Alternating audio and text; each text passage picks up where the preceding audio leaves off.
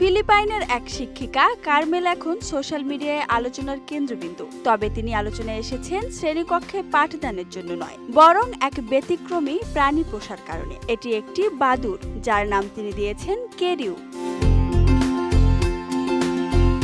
মানুষের সাথে বাদুড়ের এই অদ্ভুত বন্ধন লক্ষ লক্ষ মানুষের মন ছুঁয়ে গেছে। ফেসবুক ও টিকটকের মতো সামাজিক যোগাযোগ মাধ্যমে ছড়িয়ে পড়া ভিডিওগুলোতে দেখা গেছে বাদুড়টি একেবারে আদরের গৃহপালিত বিড়াল বা শিশুর মতো আচরণ করছে। কখনো সে শিক্ষিকা কার্মেলের স্বামী এমিলের কোলে আরাম করে শুয়ে আছে, আবার কখনো কম্বল মোড়া অবস্থায় বা শরীরের বিভিন্ন অংশে ঝুলে আছে, যেন একেবারে পরিবারের সদস্য।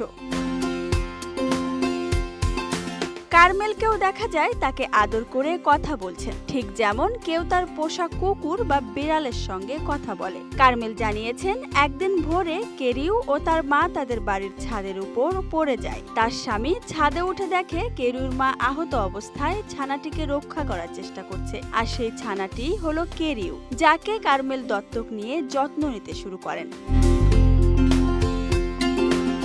এই ব্যতিক্রমী বন্ধন ও ভালোবাসার প্রকাশ সামাজিক যোগাযোগ মাধ্যমে ব্যাপক আলোচনার জন্ম দিয়েছে। হ্যাশট্যাগ কেরিউ ও হ্যাশট্যাগ ফ্রুট ব্যাটে ভর্তি হয়ে গেছে টাইমলাইন। কার্মেলের স্বামী এমিল বলেন,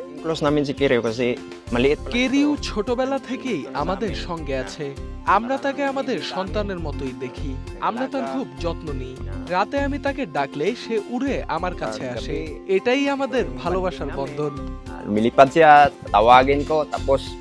কার্মেল কেরিউর যত্ন নিয়েছেন এবং তার সঙ্গে এমন গভীর সম্পর্ক গড়ে তুলেছেন। তিনি দেখাতে চান বন্য প্রাণীরাও মানুষকে ভালোবাসতে পারে, মানুষের ভালোবাসার প্রতিদান দিতে জানে এবং বন্ধন গড়ে তুলতে পারে। Desk report, Dhaka express.